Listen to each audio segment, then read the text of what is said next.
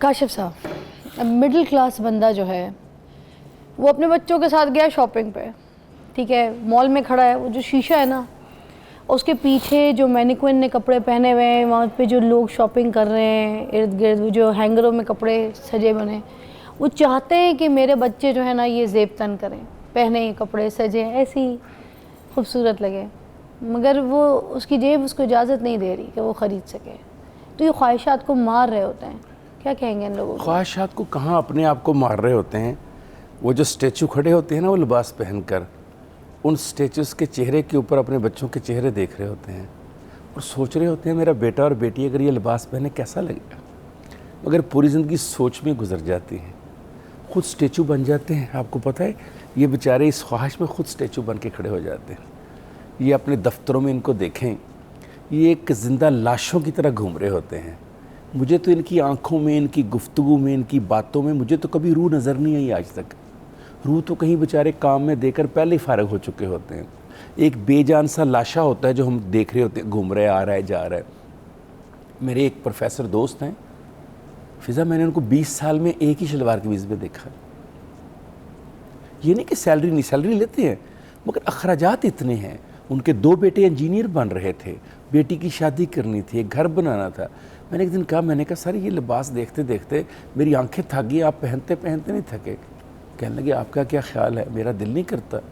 लेकिन जो ही मैं कपड़ों की दुकान पे जाकर कपड़े को हाथ लगाता हूँ, मुझे याद आता है मेरे बेटे की फ़ीस रहती है, उसकी ट्यूशन देनी है, मैंने अपनी बेटी को छोड़ के आना है, तो उसके लिए पेट्रोल डलवाना है मोटरसाइकिल में।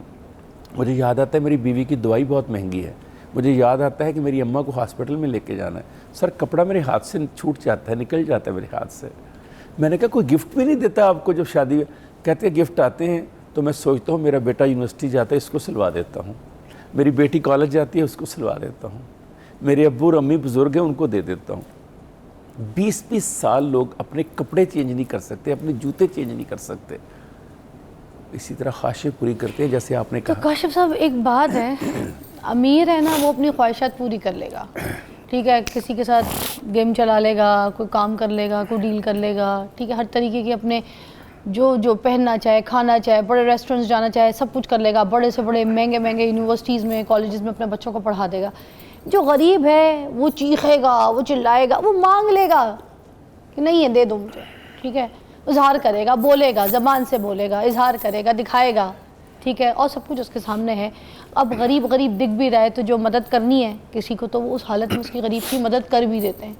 मगर जो गरीब नहीं दिख रहा है, मतलब जो मिडिल क्लास, जो बीच में अटका हुआ बंदा है, जो ना अमीर है ना गरीब है, और वो इस सिचुएशन पे, अब वो ना मांग रहा है ना गरीब दिख रहा है कि उसकी कोई मदद कर रहा है। अब इस सिचुएशन में वो सिर्फ एक्सपेक्टेशंस ये रख रहा है, ये नहीं रख रहा कि कोई उससे ये पूछे कि तुम ठीक हो। हाँ, वो एक्सपेक्ट ये कर रहा है कि कोई उससे ये पूछते कि तुम थक तो नहीं गए। अब वो सफ़ेद पोशी भी जो है ना, उसको भी उसने लेके चलना है। ये किस तरीके से सरवाइव कर रहे हैं मार्केट में, इस ज़माने में, कैसे लोगों के सामने फेस कर रहे हैं, कैसे सिचुएशन में अपने बच्चों को पाल रहे हैं। फिर असल में सफ़ेद पोशी का भरम अक्सर औक़ात ऐसे किरदारों को जन्म देता है जो अपने लिबास से, अपनी गुफ्तगू से, अपने चेहरे के तासरात से एक ऐसी एक्टिंग कर रहे होते हैं माशरे के सामने कि आपको और मुझे महसूस नहीं होता कि इनके अंदर का इंसान टूट फूट चुका है। मुझे इसका अंदाज़ा तब हुआ जब मैं अपनी वालदा के हुक्म पर एक दिन देग देने के लिए उन्होंने कहा कि दाता दरबार जाना। तो मैं दाता दरबार में गया और वहाँ पर देगें ख़रीद के तो मैं जब बांटने लगा तो मैंने 3-4 लोगों को देखा जिनके लिबास बज़ाहिर ठीक थे, जूते भी बज़ाहिर ठीक थे उनके, और चेहरे पे गरीबी नहीं थी मगर एक मायूसी और कनूतियत थी। तो जब मैंने उनको शापर दिए तो मैंने नोट कर लिया उनको, और उसके बाद फिज़ा मैं 2-3 बार वहाँ पर गया उसी वक्त में, तो मैंने देखा कि वो अक्सर औक़ात वो तीनों चारों साहिबान जो हैं वो लाइन में खड़े होकर वहाँ से शॉपर लेते हैं चावलों का, और फिर खामोशी से वहीं दाता दरबार में चिंगची रक्शे के ऊपर बैठ के लिफाफे के ऊपर उन्होंने काला रंग का थैला चढ़ाते हैं और वो चले जाते हैं। एक दिन मेरा दिल किया, मैंने अपने ड्राइवर से कहा ज़रा इसके पीछे पीछे चलते हैं। हम उसके पीछे पीछे एक मुरिया पुल क्रॉस करके मिस्री शाह से आगे चले गए। जब वो उतरा तो मैंने गाड़ी रुकवाई, मैंने कहा तुम इधर खड़े हो, ड्राइवर से कहा, मैं पीछे गया। एक छोटा सा 2 मरले का घर टूटा हुआ, उसके ऊपर के पोर्शन में सीढ़ी चढ़ के वो जा रहा था।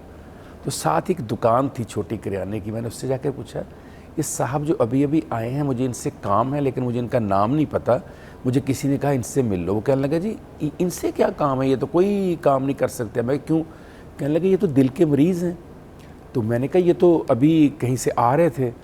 कहने लगे जी असल में इनके 6 बच्चे हैं, किराए के मकान में रहते हैं, तो इनके पास सिर्फ इतने पैसे होते हैं कि चिंगची रिक्शे पे बैठ के जाते हैं और 3 टाइम दाता दरबार से चावल ले आते हैं। पिछले 2 साल से दाता दरबार के चावल खा के गुजारा कर रहे हैं।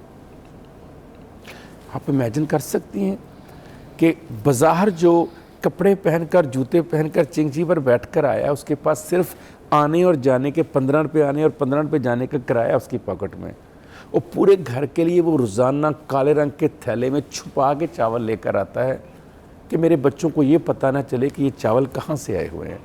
तो वो जो खुददारी का भरम है वो इतना महंगा पड़ता है, वो एक्टिंग इतनी महंगी पड़ती है, ये लोग खामोशी से किसी दिन उसी चिंगची के ऊपर हार्ट अटैक से फौत हो जाते हैं और इनका शनाख्ती कार्ड ढूंढना पड़ता है कहाँ के हैं। और कई दफ़ा आपने ऐसी कहानियाँ पढ़ी और सुनी होंगी कि दाता दरबार के करीब या किसी और दरबार या मस्जिद के करीब किसी की लाश मिली जो बाज़ार 40-45 साल का ठीक लग रहा था बंदा, वो आपको और मुझे ठीक लग रहा होता, अंदर से टूट फूट चुका, ख़त्म हो चुका होता है वो।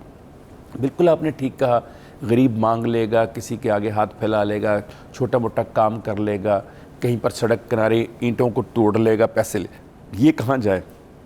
इसको आपने सफ़ेद पोशी और लिबास पहना कर काबिल इज़्ज़त बनाया हुआ है। अमीर की तरह याशी नहीं कर सकता, गरीब की तरह मांग नहीं सकता। मेहनत मजदूरी करने जाए तो पता लोग क्या कहते हैं, आप तो अच्छे खासे हैं, आप कहाँ से मेहनत कर सकते हैं, आप कैसे मजदूरी कर सकते हैं। कई दफ़ा मैंने देखा है, शायद आप भी वहाँ लाहौर होटल के पास से गुजरी हों, लक्ष्मी चौक में सुबह 6:30-7 बजे मज़दूर इकट्ठे हो जाते हैं। तो वहाँ पर जितने लोग भी आते हैं मज़दूरों को लेने के लिए, उसमें 2-3 ऐसे लोग ज़रूर मज़दूरों में खड़े होते हैं जिनके लिबास से वो शक्ल से मज़दूर नहीं लगते। उनको कोई मज़दूरी भी नहीं देता। पता उनको क्या कहते हैं, यार तू तो बाउजे लग, तेरे को कितने मज़दूरी होनी। ना वो मज़दूरी कर सकता है, ना वो मांग सकता है, ना वो छीन सकता है, वो जाए तो जाए कहाँ। फिर वो प्राइवेट जॉब्स करते हैं तो वहाँ उनका इस्तेहसाल होता है, वो सरकारी जॉब करते हैं वहाँ उनका इस्तेहसाल होता है, उनकी ना कोई तनख्वाह बढ़ाता है। अभी मैं रात रिपोर्ट पढ़ रहा था, दिसंबर 2024 में 29.2% महंगाई बढ़ी है। इसका मतलब है कि आप, मैं या हर कोई जो इस क्लास से ताल्लुक़ रखता है उसकी तनख्वाह 30% हर साल बढ़नी चाहिए। क्या हम जिन इदारों में काम करते हैं वो सरकारी हों या प्राइवेट हों, क्या मुतवस्सित तबके को 30% इजाफा हम करते हैं? महंगाई के मुताबिक प्रोपोर्शन होना चाहिए ना। अगर आपने महंगाई 30% की तो इजाफा भी 30%। ये रियासत की जिम्मेदारी है, रियासत माँ की तरह है, तो रियासत माँ का रोल क्यों नहीं अदा कर रही। मुझे मुन्नू भाई याद आ गए, अगर आप मौका दीजिए, छोटी सी चंद लाइनों की उन्होंने गुफ्तगू फरमाई उस मुतवस्सित तबके के इंसान के लिए। उन्होंने कहा, वो भी खूब दिहाड़े सन, भुख लगदी सी मंग लेंदे सां, मिल जांदा सी खा लेंदे सां, नहीं सी मिलदा रो लेंदे सां, रोंदियां रोंदियां सो लेंदे सां। ਇਹ ਵੀ खूब दिहाड़े ने, ਇਹ ਵੀ खूब दिहाड़े ने। भुख लगदी है मंग नहीं सकते, मिलदा है तो खा नहीं सकते, नहीं मिलदा रो नहीं सकते, ना रोइए तो सौ नहीं सकते। बस यही अलमिया है मिडिल क्लास का। मतलब रोज़ जीते और रोज़ मरते हैं। जीते तो आप कहती हैं, मैं तो वैसे जीता नहीं कहता उनको, मैंने तो उनको जीता नहीं देखा। मैंने तो उनको रोज़, दिन भर, रात में, दोपहर में मरते ही देखा। मैंने उनको सिर्फ मर ऐसे रहे कि रोज़ाना सोसाइटी और उनके घर वाले और मुआशरा और माहौल एक एक बूटी निचोड़ रहा है उसकी, खून का 2-2, 3-3 चम्मच निकाली जा रहे हैं, स्लोली उसको स्लो पोलाइजिंग मौत दे रहे हैं उस शख्स को। देखिए ना फ़िज़ा, कितना आसान है बीवी का कहना कि ग्रॉसरी के लिए पैसे नहीं हैं, कितना आसान है बेटी का कहना बाबा मेरी फ़ीस के पैसे दें, कितना आसान है बेटे का कहना बाबा 2 माह हो गए मैंने फ़ीस नहीं दी, मुझे रोज़ाना यूनिवर्सिटी वाले कहते हैं।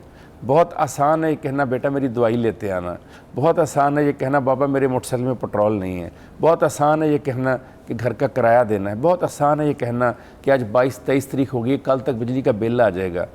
कभी सोचा है जिसको कह रहे हैं आप, वो जो घर का मालिक या घर का एक बड़ा है जो अकेला कमा रहा है, वो आपके इतने शेरों का मुकाबला अकेला कैसे करेगा?